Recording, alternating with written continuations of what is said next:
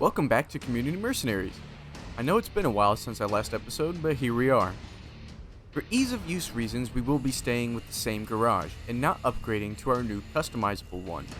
Perhaps in the future, however, that may change, but for now, let's get into this batch of tanks.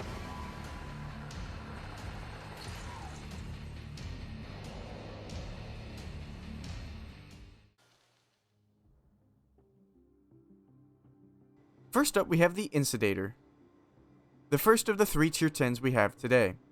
This one being a medium tank with a 440 Alpha gun. Not too many of those at the moment. With the Leo 1's chassis and the turret of the Centurion Action 10, the 440 Alpha Object 260's gun has a new, more camoed body to make use of. The nimbleness and camo values this tank would provide over the 260 would make it shine on its own. This tank would be an interesting combo of lightweight armor and a heavy gun, relying heavily on being hulled down if spotted to not take any damage. But that's not saying the turret is impenetrable. That's merely just because the Leopard 1's hull is very easy to pen. But you shouldn't try being shot at with this tank anyway. Instead, you'd want to sit back and make use of that alpha and DPM of yours to pick apart opponents. Overall, I think this tank would just be a solid addition to the roster. With the gives and the takes of this gun and armor, and the gun depression and camo, it would sit in a quite comfortable role in my opinion. This next tank is named after its creator. The Bugle tank takes a Cold War body and brings it into World War II in a very interesting way. Using the PT-76's hull and the gun shield of a German tank destroyer, we have a very lightweight but also quite big tank. Add to that the punch and DPM of the 263's gun, and you have the Bugle. I think this tank does look pretty cool, but I'm undecided on how good its camo should be. It's big, but no armor. And it may be fast, unless the gun is too heavy for it. This one is still up to you on what attributes it has, but one thing I think would be necessary is a limited gun arc.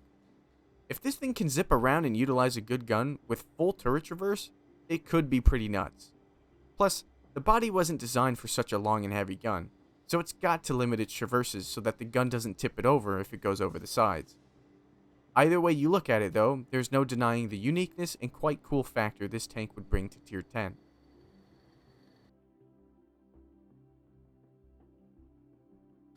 Last up on the list is my personal favorite of this bunch, the GOAT.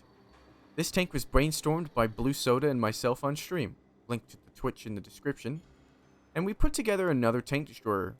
Using the Batchat's hull, the Manicore's turret, and the gun of the AAT-60, this tank is similar to the previous tank in terms of the lightweight and speed potentials it has. But I think this gun at tier 10 is more fitting, as it won't rip apart tier 7s, and this combination of parts has way less armor, so it would obviously rely on its concealment over being able to rely on both armor and concealment like the AAT-60 normally does. This thing would be super strong in my opinion with those aspects alone. It's just a matter of the map and lane potential. As a tank destroyer though, we would have to bring down its view range from the Manicore's 400 base view range to 380, maybe even 370 meters. If this tank did make it into the game, and got that mercenary charm from wargaming in terms of its aesthetics, I think it would make for one of the coolest looking tanks in the Merc lineup. And that does it for this episode of Community Merc Tanks. As always, if you have any suggestions you would like to see made and showcased on this series, leave them down below in the comments or in the corresponding Discord channel. Hopefully I get to them soon this time. Thanks for watching and take care.